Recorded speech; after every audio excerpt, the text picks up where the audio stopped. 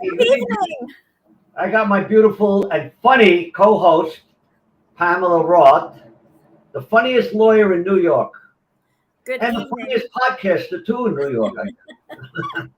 Thank you. Good evening, Vinny, and it's nice to see you again. And everybody, welcome. Tonight we're going to have a lot of fun. Very positive show. No politics.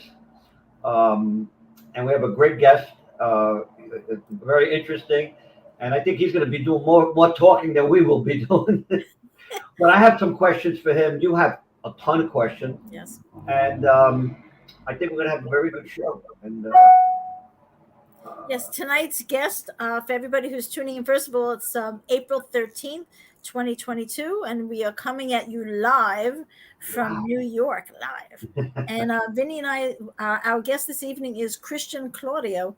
And we spoke with Christian a little bit backstage before coming on tonight. And it's going to be a very interesting and informative show. First of all, what I do want to start off, I definitely start off with just one quick news flash for anybody who doesn't know. Of course, yesterday we had that horrific attack on the subway system yesterday in Brooklyn. They caught him. They did catch him. Apparently, it looks like he called in and told the police where to find him at a McDonald's. Does he get the $50,000 reward? I don't know, but I think by calling in, he decided to have it his way. I don't know if he's allowed to get that. I mean, well, I committed a crime. I turned myself in. Give me the 50. I want a reward. He's going to need it when he goes to jail. Now, he's obviously an EDP, emotionally disturbed person. There's no two ways about it. Correct. I want to know how they're going to handle this guy. Well, first of all, at the arraignment, it has to be determined if he understands what's going on, and if his attorney, whether it's court appointed or if he has the money to afford a private attorney, if he understands the proceedings, or if his attorney is going to claim that he doesn't understand the proceedings, or because he has a psychiatric history, mental history, then they'll order a 730 exam, which for anybody who's tuning in who does not know what that is, that's asking the court to have this individual sent to a mental hospital for an evaluation for a period of 30 days, and then come back to court. And during that period of time, he is not in the street, he's not on the streets, and he's not out on bail, but he's still within the criminal justice system, but now he is being evaluated at a psychiatric hospital. So he's not free to roam the streets. Okay, and if it comes back with a report, let's say they find out that he's really he's not competent. Is the law? I don't want to use the wrong word. Is the law? Will the law put him in? It can't incarcerate him, but could they put him in a mental institution for many, many, many years? Well, it would have to be. They put him in a mental institution for. It's called. Well, let me answer that question. It's called a civil commitment. I mean, he would actually have to be committed. It's like a prison jail type of hospital facility.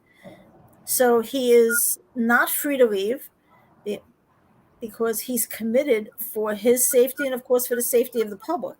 So he can't just go in and check himself out. It's not like an outpatient program. He would have to be committed there for a period of time.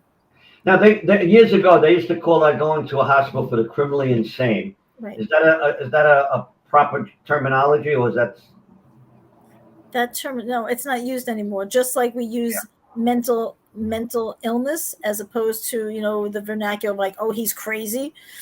So mental illness falls. There's an umbrella. It's the umbrella. It's like a catch. Let's say after 10 years, he says, "Hey, I'm cured. I'm okay." They have to evaluate him to see if he's allowed to go out. It has to be evaluated. At this point, one flew over the cuckoo's nest. Well, it's not like that anymore. You don't get locked up and they throw away. When I worked for the medical board, I used to have to go to mental hospitals and interview doctors. And I was in Manhattan psychiatric one day, and when I got to the doctor that I had to see, he was okay. He was a good guy. I actually said to him, right up to his face, I said, "How do you determine who is a patient and who is a doctor?" The doctors are just as crazy as the patients in that hospital.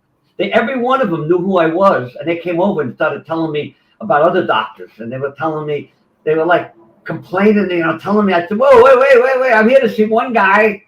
It was a bullshit complaint, but I got all these. Well, it was about narcotics, And the funny thing was, when I went down to the pharmacy to get more information, it had a sign: the door cannot be opened between 11 and 2, and this, that. I put my badge against the window. They opened up the door.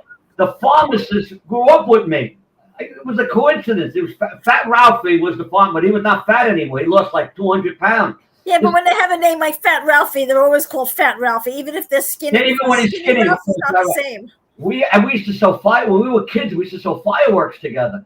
And what do you need? Anything you need, we gave. But you're dealing with, even the doctors in that hospital were cuckoo. Well, listen, it's same thing. The correction officers, if you're in that type of environment for so many years, you suddenly take on the characteristics of the inmates and that type of mentality. If you're in a mental hospital as a treatment provider, at some point you're going to start maybe picking up some of the characteristics of the people that you're dealing with. You're going to become a little, loco yourself. What if you're a doctor? Never mind. I was going to say. Don't even. Knowing you, don't even go there. But I will tell you something. I don't want to say. I don't want. We have families watching. Stay serious tonight. Stay serious. So what I was saying is, they did capture the individual who is the suspect at this point.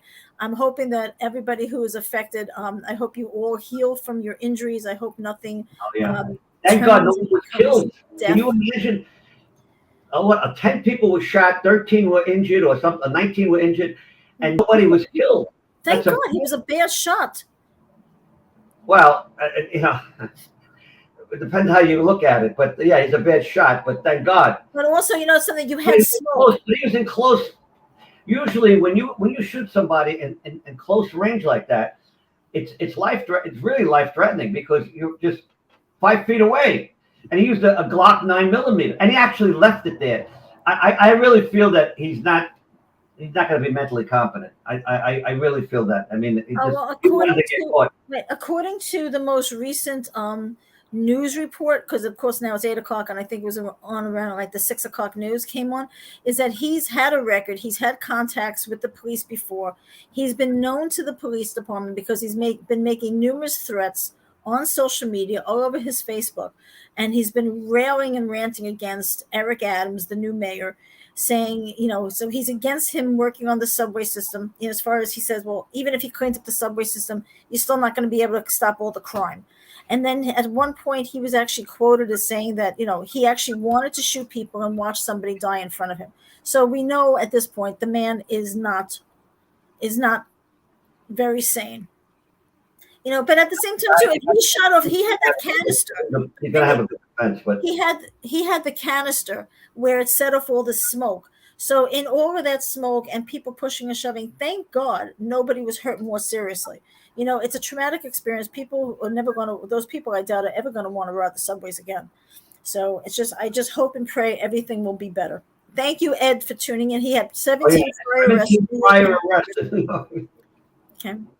The problem you have is even though the police knew he was a threat, they can't do anything until he actually does something. Am I correct?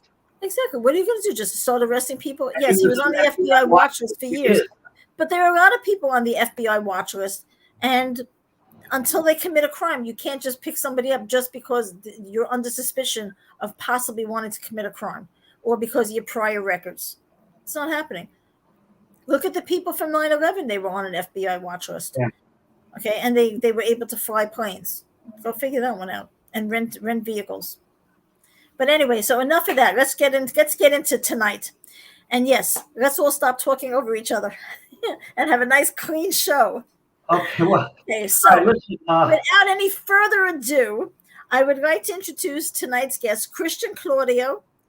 I was reading your autobiography, and Christian started out on the streets of New York from Spanish Harlem, and he started out committing crimes from a young age, and then it escalated until he was arrested many times, did jail terms, and he's experienced with gangs on the streets of New York, and that's why our title tonight is Gang Culture from the Streets of New York to the Prison System. So Welcome, Christian. Where are you? There you are. All right. How are you? Thank you for joining us. Now My you have a pleasure. uniform on. Could you explain what that uniform? And I'm very proud of you, by the way. Thank you. I work in juvenile justice, but I'm also the chief at the National Center for Gang Training. So I train a lot of law enforcement. I train credible messengers, social workers, ministers, teachers on gangs, gang culture, gang awareness, and we also make it possible for people to be certified as gang specialists online. Now, do you work with the FBI or just law enforcement here in New York? We work with everyone that would have us to work with them. But the FBI, they're a different animal of law enforcement, and so uh, you know, we try to. I mean, there's times we collaborate with them, and we go to their debriefings, and they do most of their own training and have. I mean, occasionally we may train some of them, depending on the training that they're looking for. Now, Christian, is there a type of individual that looks to join a gang or is actually initiated and sought out by gang members? Is it a person who has to be weak, a loner, comes from a broken home? Look, people join gangs for all different reasons, right? Especially amongst juveniles, protection is a big piece. You have a lot of guys recruiting kids outside their schools, whether it's New York, Manhattan, Bronx, Brooklyn, Queens, Suffolk County, Nassau County, Virginia. I mean, all over the place, right? But, specifically, it's for protection. It's because it substitutes family. They come from broken homes. They may be looking for structure, right? And they don't get it in the household, so they Like get a it from the father gang. figure? Yeah, They're it looking could for be a a father father figure? figure. It could be a multitude of things, right? But things are so much more complicated now because the way social media, especially the music industry, glamorizes it, and so it's very tempting to youth. And then you have certain states where, as it relates to drill music, right? And drill music is music where you have rappers who are taunting other gang members and other rapper crews, mocking those who are deceased from those crews or got murdered, or they'll sing about some of the crimes they committed and disrespect other rapper crews or gang members. And next thing you know, you have a all-out war that was started on social media. In certain states, especially like Florida and Jacksonville and Gainesville and Atlanta, Georgia, that drill music is something serious. So I mean, they don't have the hardcore gangs like you see in certain states and in certain cities. Everything is a hybrid gang. A hybrid gang is like a neighborhood crew. And so in New York, you have a lot of hybrid gangs that attach, mainstream gang names to their crew, and it gives them instant credibility, right? They'll affiliate with Bloods, they'll affiliate with Crips, but 100% hybrid gangs are just crews. Like in Jacksonville, you have the East going to war with the North, and then you have the South, and then you have the West. I mean, and the violence is a next level type of violence because guns are very easily obtained in Florida, especially in those areas. Like I've spoken to individuals who have told me they've purchased guns without even showing a driver's license. So there's nothing to trace that gun back to them, and they just purchase it. They can get a silencer, they can get whatever, and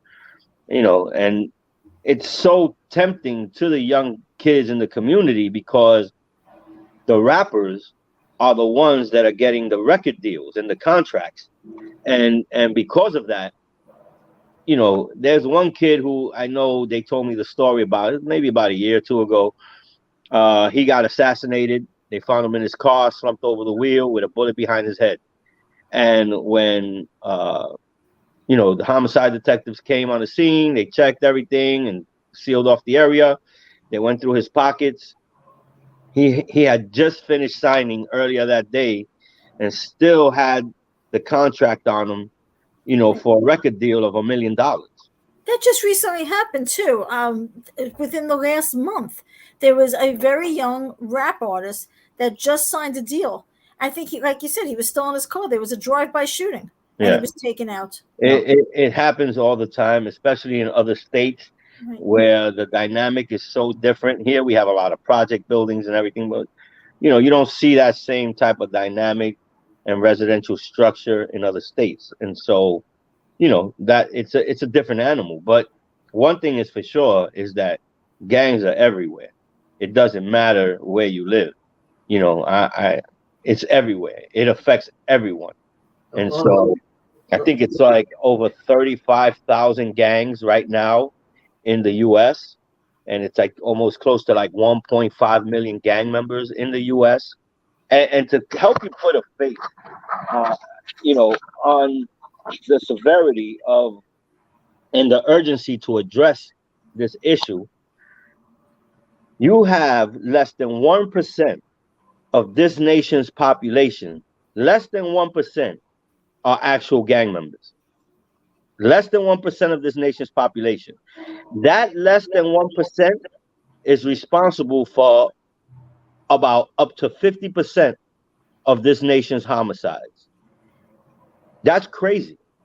But that's also people within this country. We're not even talking about people coming across the border illegally. You're talking about American citizens. Right. Less than 1%. Born and raised here. Less than 1% are gang members. Those gang members are responsible for up to 50% of the homicides.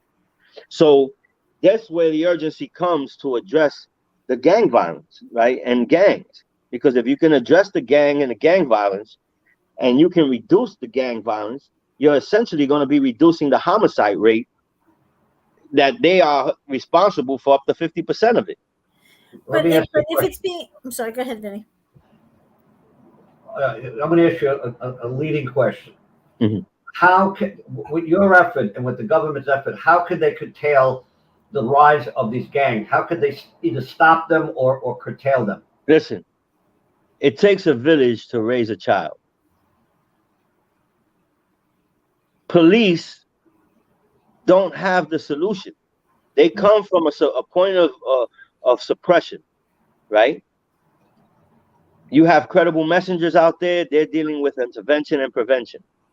Everyone needs to come together in a collaborative effort to address this issue. How is it that they declare a pandemic and the entire world is trying to find a solution and everyone's working together, collaborating, sharing information, but when it comes to gangs, they don't kind of address it with that same urgency, right? Even in the religious community, you have individuals who profess to be religious and even Christians, and they won't go and talk to a gang member out of fear, right? Education is key. And that's why we do what we do at the National Center for Gang Training, right? We're based out of Washington and Ontario as well. But what's interesting is I remember when the HIV/AIDS epidemic hit, right? I remember people on the street, even people in prison, they were burning people's cells when they were out of their cell because people didn't want them on their housing unit because they were breathing the same air as them. And it was all based on ignorance. But once, right, the government and organizations started to inform and teach and educate the public, they started to dispel all those, all the misinformation. That was being put out there, people's conspiracies and everything. And they started to provide resources, right? And different counseling and testing and all those things that now they're at a place they could live a lot longer. They live together with us without that fear, like, oh my God, he's close to me, he sneezed, he this and that, I'm gonna get it, and right. And so is it fair to say is it fair to say that a lot of these gang members don't have a family life, so the gangs are their family? Yeah, but that's not necessarily true, because you have individuals who are born into a gang by virtue that their father's a gang member, their Yeah. mother's a gang member, and so they grow up. If they're a blood, they're considered what they call a blood drop, right? The baby, and so that baby is born into the bloods. With a Latin king, it's a golden child, and so those are the most difficult to address, because when they get older, all they know Is is a that gang culture. right? To them, that is who they are. That's their identity. That's what they affiliate and associate with. That was part of them growing up and being raised, and They don't know from anything else. so to get them and to kind of educate them and tell them something different. Look, you have kids that their parents are gang members. They're selling maybe weed or pills or whatever for their parents, right? Because they're juveniles. But then the problem is they get older, or they get tired of getting locked up in the juvenile system, and they want to stop. But the only way to stop is to disassociate yourself from your parents, right? Because they're the ones you're selling for. And so now what happens? You don't want to stop, because you're gonna essentially like lose your family. It's a catch-22. Like, there's so many different moving parts. There's so many factors, right? I have another. Look, credible messengers are doing an incredible job, right? They're on the front lines. They're in the community. You have violence interrupters.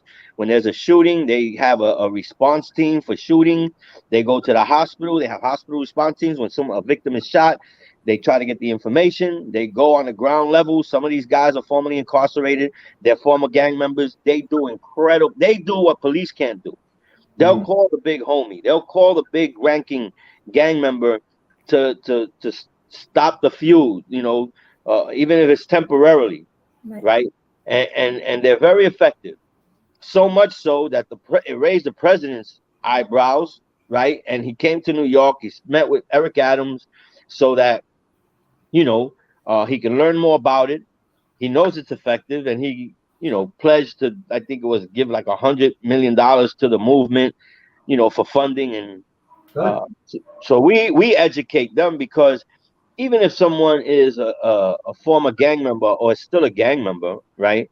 And they're doing great work in the community, you don't have all the education that you need to effectively address the issues in that target audience, in the target audience being gang members, right? Whether it's in reentry, right? Because the big problem is this, right? And that's why I like your title, because gangs in society, it's always going to affect life in prison, because police come from a position of suppression, right? They're going to go in, they're going to identify, find out the criminal activity amongst those individuals, lock them up.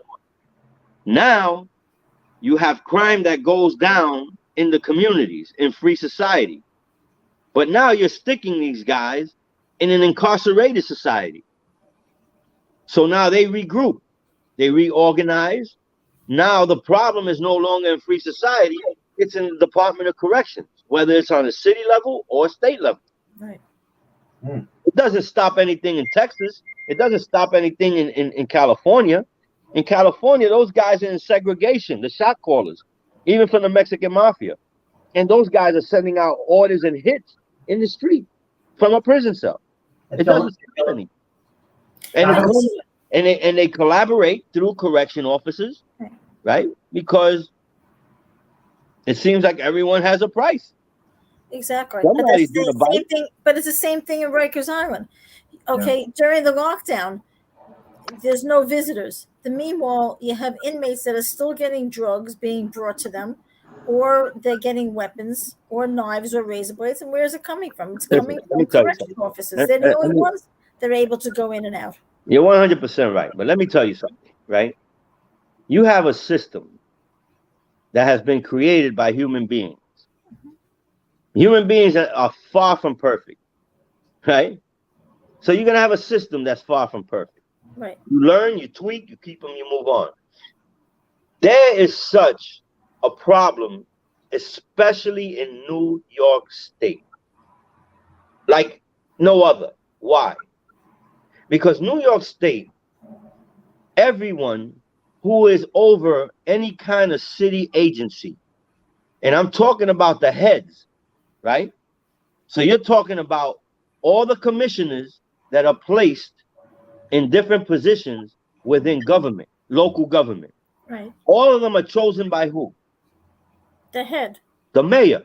Right. When the he is mayor elected, either the when mayor the new or the mayor governor. comes in, all those commissioners and everything are replaced with his people from his party, political party, right? Who's going to be subject to him. his political agenda. Right. That's the problem.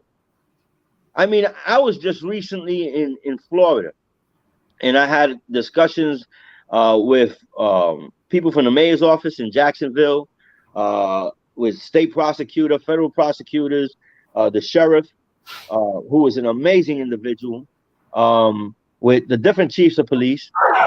Let me tell you something. The sheriff out there is an elected individual. That's an elected position. They are not subject to the mayor's political agenda. The sheriff is the man, and he comes from a position of law enforcement. You don't see the corruption within law enforcement at the level you see in New York, because their internal affairs actually locks up officers, fires them regularly. When they get a criminal complaint against an officer, they actually investigate. And so you don't see that tolerance and that justification and that evolving door, right? Because you go through it and you're going around in circles. They give you the runaround in New York. Well, Christian, it's the same thing here.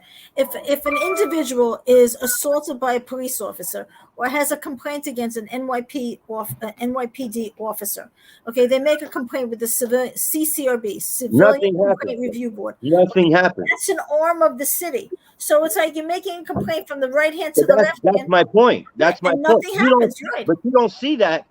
I didn't see that out in Florida, in Jacksonville. I was amazed that people and officers were actually getting arrested. Because it's an actual it's an actual independent body that is conducting investigation. It's not the right hand. The problem lies. The problem lies in how government is structured in New York. Listen, a lot of these government agencies, they're doing amazing work. They're successful. They're getting amazing results on paper. Because the higher you are in those government agencies, it's all report writing. The numbers are fidgeted, and everything on paper is amazing. Right. Well, they have to have the budget approved. But the work that they're doing falls short on every level. The system is broken. It doesn't matter where. It's broken. Well, you're right. I have another question. Everyone, hold that thought for 1 minute. I just want to thank a couple of our sponsors. Okay. Christian, we'll be right back. Vincent, we'll be right back. Okay. Now a word from our sponsors. We want to thank Mark Turner Insurance. He has been supporting Law and Disorder podcast for your Medicare, Medicaid needs. His resource center. You can reach him at 718-873-1292. Mark Turner 819@yahoo.com. You can find him at 36 Richmond Terrace in Staten Island.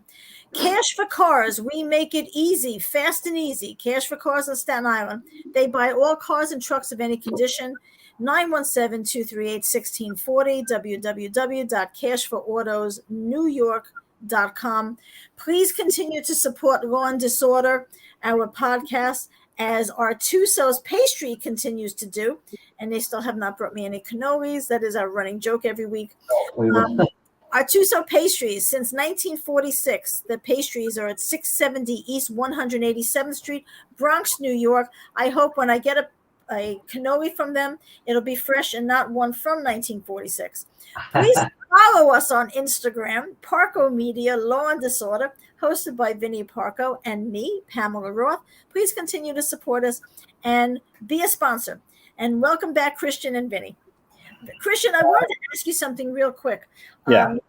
As you know, like you were saying, the movie industry, especially the music industry, really glamorizes and glorifies this the gang culture. It's in so many of their videos and the rap music, and you see they're constantly flashing the cash around, the fancy cars, the girls, the jewelry, the bling bling, and everything. And of course, it's kind of like they live fast, they die young, because so many of these rap stars are getting shot and killed in turf wars from other gangs. Now, quick question I have for you is, do you think that because a lot of these rap stars do come and do have criminal backgrounds and they glorify this gang mentality, don't you think that through their music they can actually be delivering a message to stop all the gang violence and to encourage kids not to go into it? Yeah, you have people that are rappers that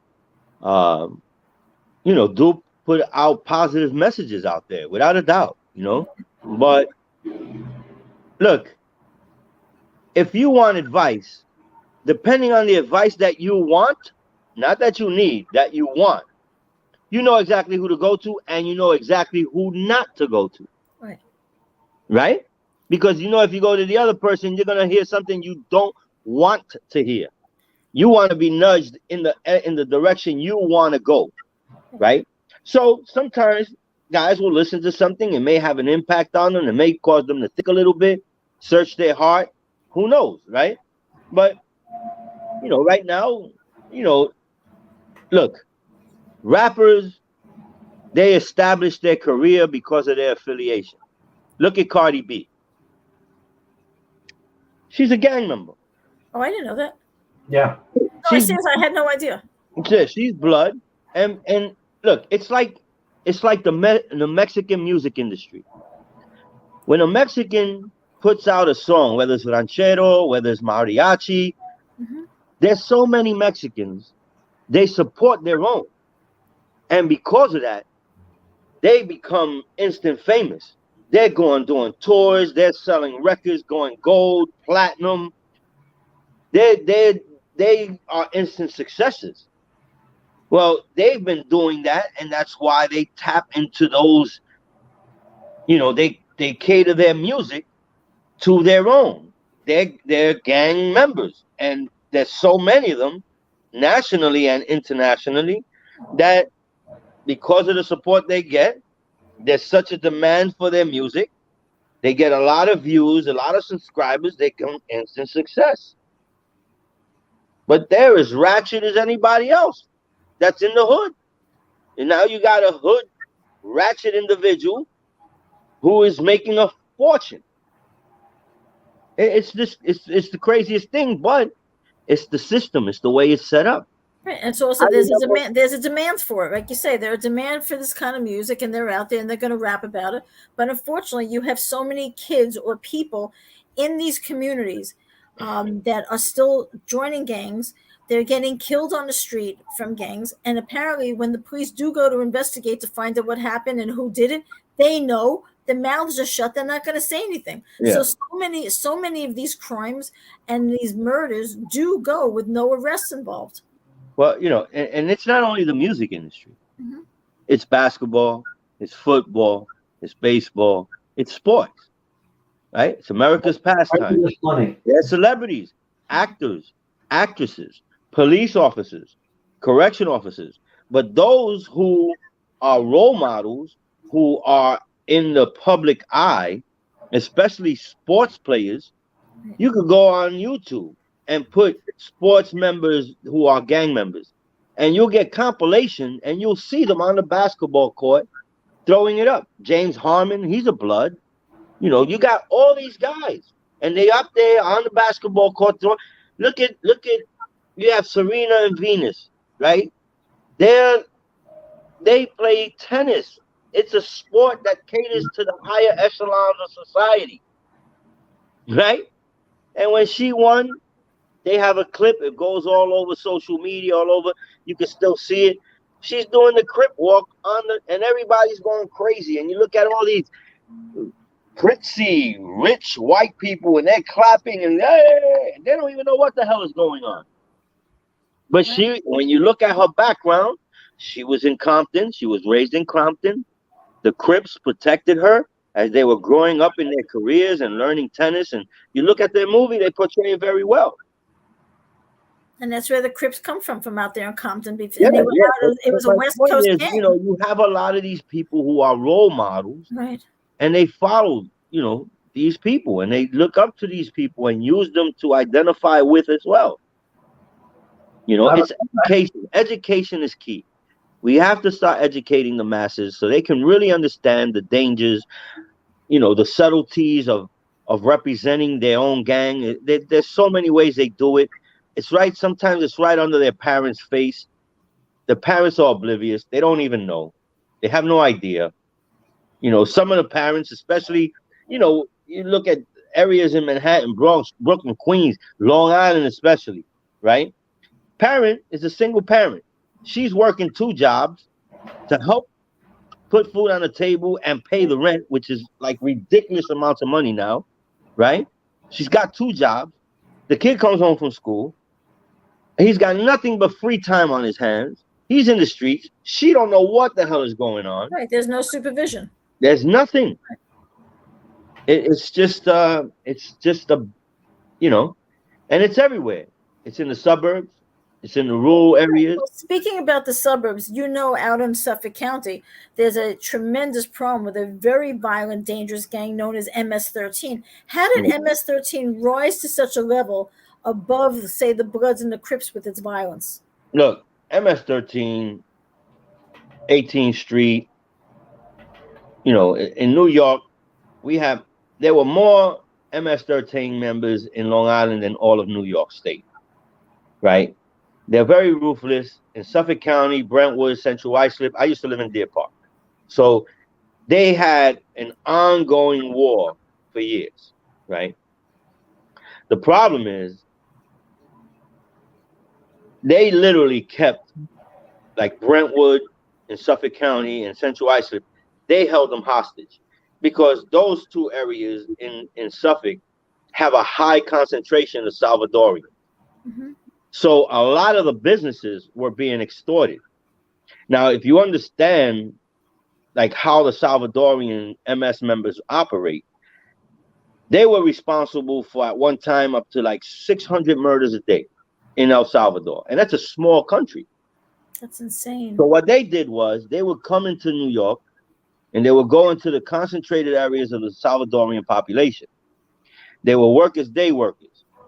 So they would go into a little small store, which is owned by a Salvadorian, befriend the guy, make a conversation, find out where his family comes from, what's his last name, right? Give that information back to the shot callers in El Salvador. They go and do the investigation, find out where his mother lives, his father, sisters, brothers, nieces, nephews, sons, daughters, and wife, take pictures of all of them, come back, send all that information via WhatsApp to their MS member in New York. The guy who befriended the store owner will go to the store owner and tell him, listen, this is how this is going to play out now. You're going to pay us X amount of money a week, every week. If you miss a payment or you don't pay on time or you refuse to pay, we'll kill a family member every day until you pay. And because he comes from El Salvador, look, they don't threaten you. If they tell you they're going to kill a family member every day, they're going to kill a family member every day. And so they pay the money. And they had the whole community captive like that.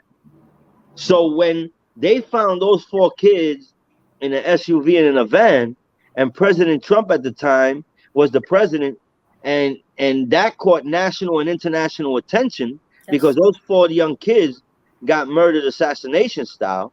President Trump declared war on MS and gangs. And so FBI opened up an office in El Salvador.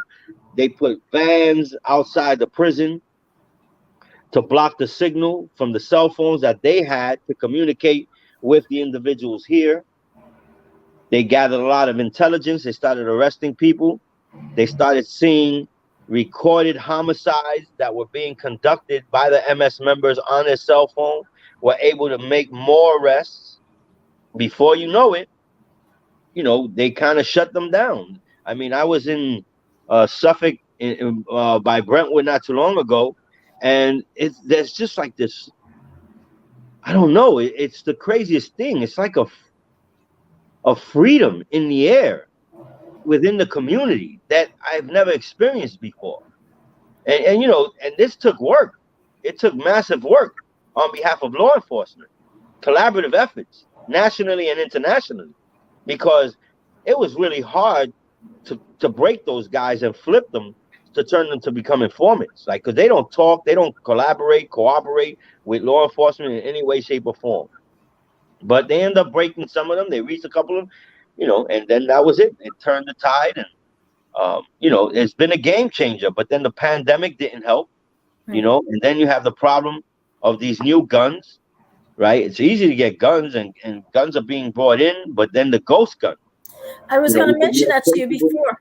The ones that you can actually create 3D guns that you can create, and there's no way to trace those. There's no way to trace them, and they sell them in kits. They know which companies sell them in kits, but it's legal. And the problem is, it's gone up from 2001 by 357%. So they're here. They're in New York, and yeah. I got a question. With all these immigrants coming in over the border, and with the surge after May 23rd is going to be ridiculous, I have to assume a lot of them are gang members. Now, part of them are the Mexican cartels. Some of them are other affiliates. Yeah. How is that going to affect the criminal justice system in the United States? My read on this is that we're going to have a big spike in crime.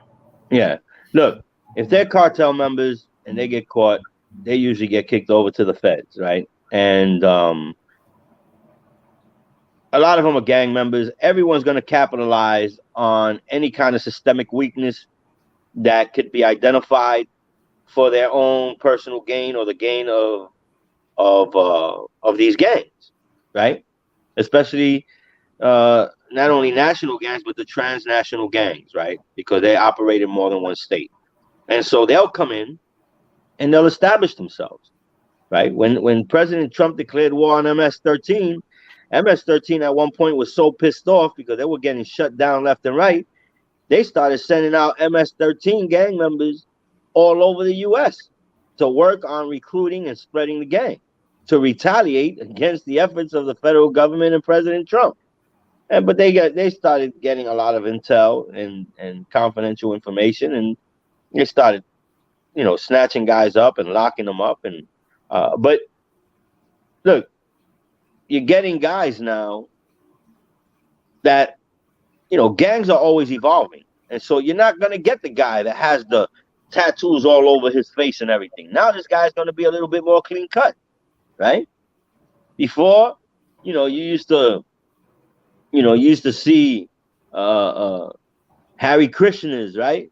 In long gowns with tambourines in the street, jumping up and down, Harry, Harry, Harry, Krishna, Krishna, Krishna, singing all day long, right? Now they're missionaries, suit and tie, nice shirt, look like a corporate businessman, right? Because they need to blend in and make it a little bit easier for their recruiting efforts. And it's the same way with gangs. Those peach sheets didn't help them blend in very much. Yeah. Well, better have more Harry Krishnas than the MS-13s, that's for sure. But then and look, I remember having a conversation with a woman in Dix Hills in Long Island, right? Now, I was in Deer Park. I was right by Old Country Road, close by Dix Hills. And I had a conversation with this woman. It was a white woman. And she was, Dix Hills is money, right? So she was asking me what I did. I was telling her, and she's like, "Oh, I'm so glad we don't have that problem."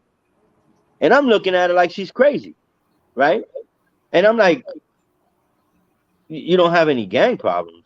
She's like, "No, we don't." Now I know for a fact, right, what some of the statistics are, right, with the burglaries, the robberies, and stuff like that. So I say, you got any issues in your community in Dix Hills? And we have burglaries, we have stuff like that, and then but not a. And I'm like, well, who do you think is committing those crimes? Gangs. The gang members are not gonna go and burglarize a guy that don't got a pot to piss in next door or down the block, who could potentially be a rival gang member or have a gun in the house. He's gonna go to one of these areas and gonna do what he's got to do to and a lot of people live in this bubble. They're naive. And they don't look, some of them are naive. Some of them, right, their minds are made up. They don't want to be bothered with the facts. I have another question for you. And let me just say one more thing, Vinny, before you pick up, right? The problem in government agencies that have a problem with gangs within their system is that they don't want to acknowledge it. Not because they don't know it doesn't exist, but they don't know how to address it.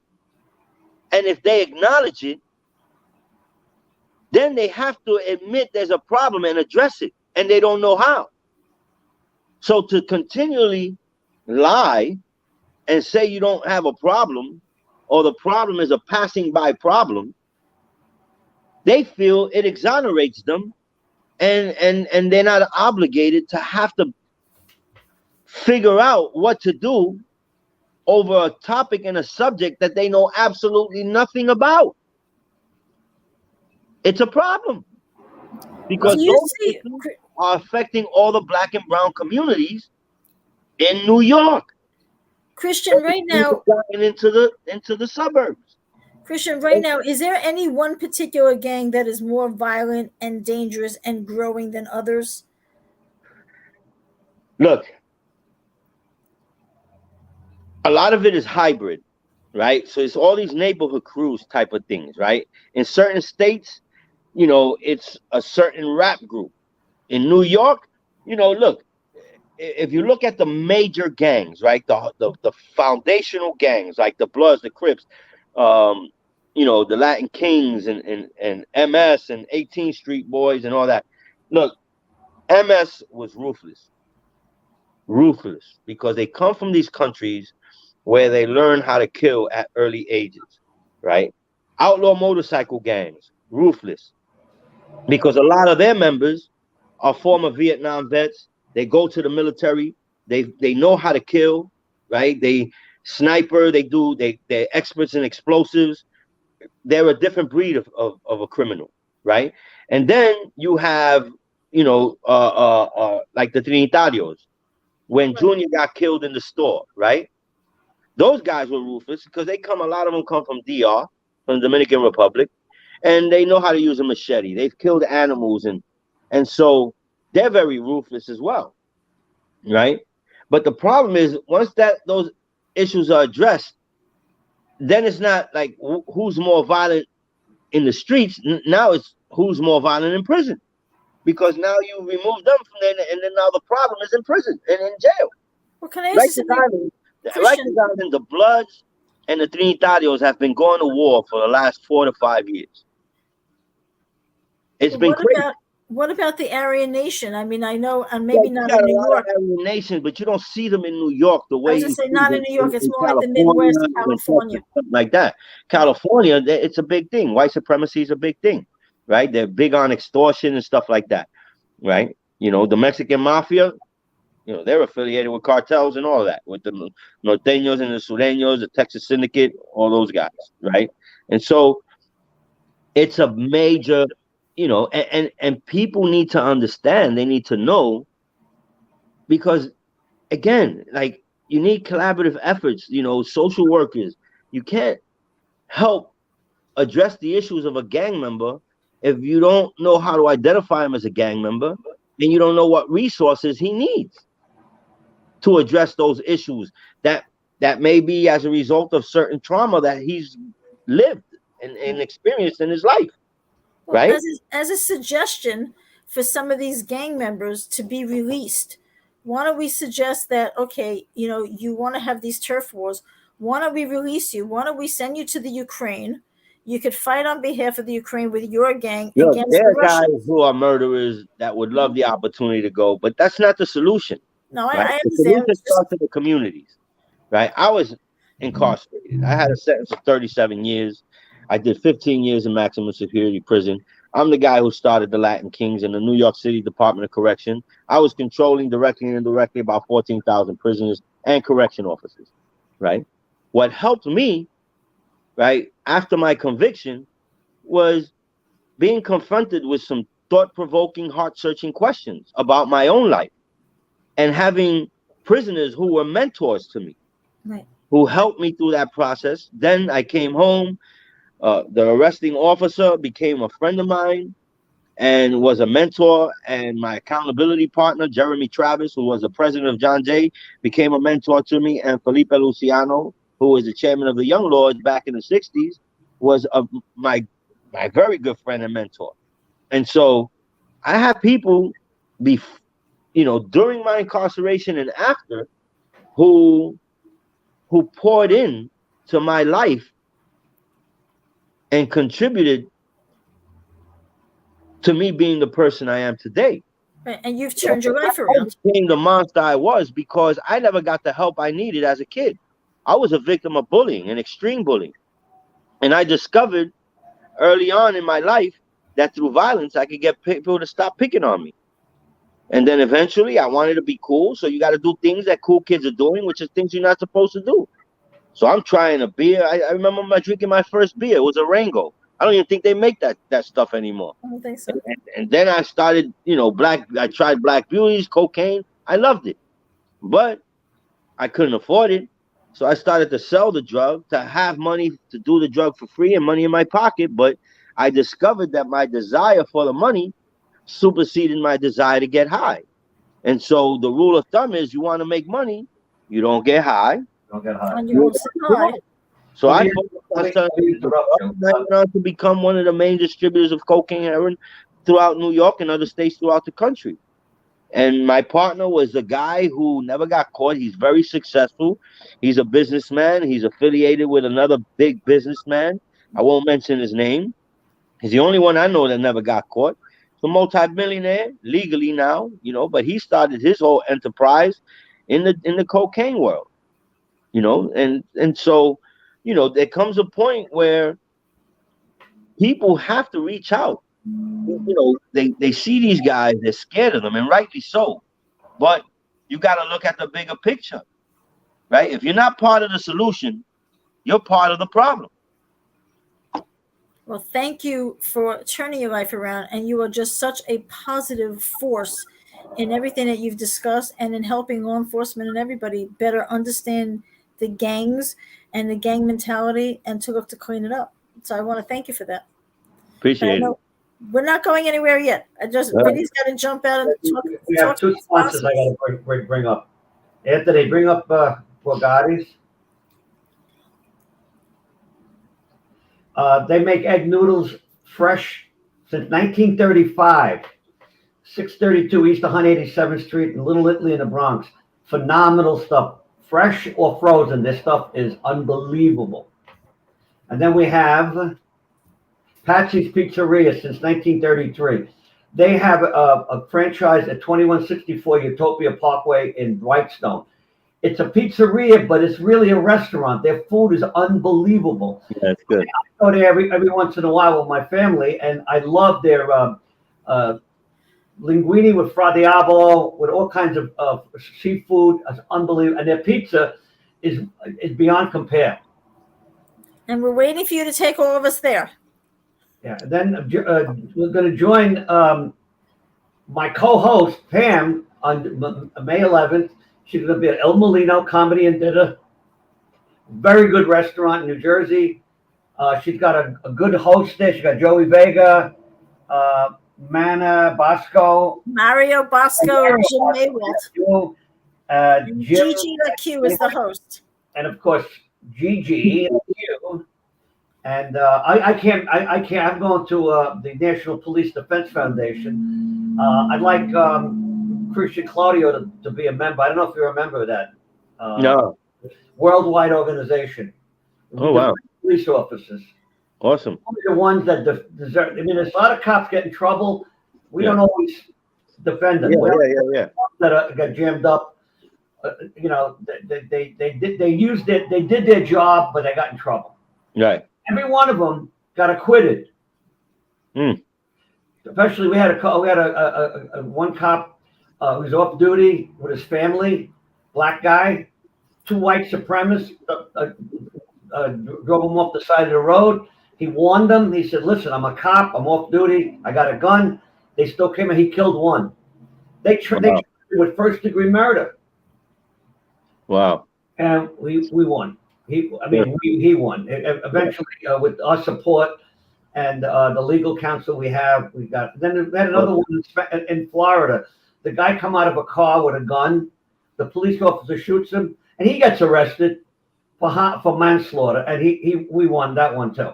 So then you have the cops that sat on a guy's neck for 9 minutes and started all the riots. Floyd, you have situations where a police officer's damned if he does, damned if he don't. Yeah. Okay? Yeah. Sometimes a guy's coming at you with a speeding car, and the only thing you can do is shoot at him, and then they say, "Oh, you did unnecessary force." Meanwhile, the car could hit you and kill you. That's a weapon. Yeah. Yeah. So you have all these situations, and then you have some where the cop is wrong, 100%. Yeah. They overreacted, or like the woman that shot the guy 7 times in the back. Yeah.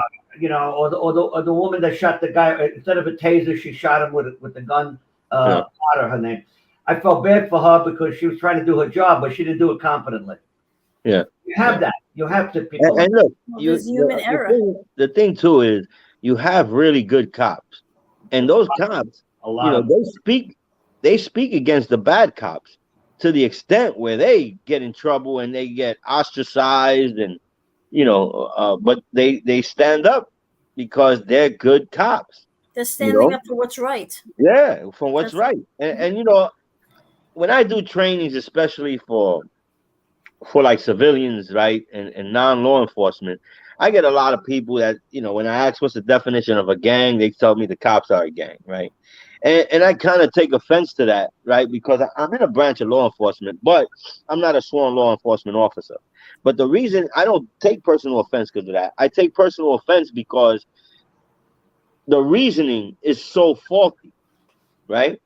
It's the same thing as saying once a criminal, always a criminal, right? Everyone who was incarcerated, who came home, isn't a piece of garbage, right? It's not gonna go back and commit a crime and go back to prison, right? You got a lot of good guys that came out of prison, learned their lessons, turned their lives around, are now positive role models and positive members of society, contributing to society, directors of organizations. Look at me, right? And I did 15 years in maximum security prison. Am I a piece of garbage? Not at all. You know what I'm saying? So but everybody deserves a second chance. But Christian, everybody deserves a second chance, and yet that's my point, right? You can't condemn me because of the sins of others, right? And you can't throw the baby out with the bathwater, right? Yeah, do you have corrupt cops that are pieces of garbage? Absolutely. Do you have good cops? Absolutely. Do you have prisoners that come out of prison that are pieces of garbage and are going to go back? Absolutely. But do you have some who are really good, change their lives around and are productive members of society? Absolutely. Right? So, the problem is now, because of all the slinging and the mudslinging and all the stuff that's out there, right? It's hard to bridge that gap, right? And so, but they're making conscious efforts to do that, in the communities as well. But, there are urgencies, and violence has skyrocketed ever since the pandemic. The pandemic was a game changer for violence, right? You have outlaw motorcycle gang members regrouped, started recruiting, growing, establishing themselves in other states, right? Domestic violence skyrocketed because everyone was indoors, right? Guys couldn't see their side chicks. The women couldn't see their side guys, right? They were around, husband and wife around each other all day. 24/7. The kids are driving them, climbing up the, domestic violence skyrocketed, right? Have, And so everyone was they didn't live that life. They didn't. we have one more minute left. It's 9 o'clock. Um, we have one other thing. Anthony, put my books up. I might as well get some publicity. Okay, I wrote 4 books in jail. Mafia Double Cross is a very interesting book. The mafia and the FBI wind up on vacation together in the Caribbean, and the terrorists take over the hotel. That's all I'm going to tell you. You have to read the book. Investigations after dark, sexy cases, undercover, divorce cases, sexual dalliance, all kinds of stuff. Sexy. Detective Kitchen, my cookbook from when I was on the job. I went to French cooking school, and I'm Italian, so I have to cook Italian. And when my guys are on surveillance, I made dishes for them. And Road PI, about my high-profile cases: Monica Lewinsky, Bill Clinton, Anthony Quinn divorce case, Elton John DNA, John F. Kennedy's watch that Marilyn Monroe gave him. I had that case, and quite a few others. And my daughter runs my company, Parco and Associates. Very, very busy. Got some tremendous work. What's one thing you're thankful for? Christian, you're first. Oh man, I'm thankful for just being able to obtain my freedom and earning the respect that I've earned through the consistency in the changed life that I now live. That's good. That's good. Thank you. I'm thankful for my health and my family. Well, you had some health issues recently. Yeah, I had some health issues, but thank God I'm good now, good to go. And I'm thankful for my family, my health, and my freedom in living in this beautiful country. I'm thankful for my family. My daughter is phenomenal. My 2 boys. My son Christopher works for us. He's been on surveillances. He's not happy with them. Nobody likes surveillances, but he's doing them, and he's learning. And I think he's going to be very successful. And I'm just thankful that the weather's getting better. That means a lot to me. And I think everything's positive. I'm just on a positive note all the time. And I want to thank you, Christian, for you actually reached out to me on Facebook, and we became friendly. Yeah. And I asked you to be on the show, and you said yes unhesitatingly. Yep. I'd like to have you on again. Maybe we have another show, maybe about bail reform, where it ties in with what you're doing with the gangs, because obviously a lot of the gangs they're not afraid of getting arrested. Yeah. Out the next day, these kids are getting arrested. They got 10, 15 arrests on them. So something's got to be done. Otherwise, we are just going to be an anarchy. Everything's going to go down the train. It's going to be like the movie The Purge. People are being robbed and mugged. Even in the rich neighborhoods, they're being. So now they're realizing it's a pandemic of crime. The pandemic of the virus is over, well, almost over, but the pandemic of crime is amongst us.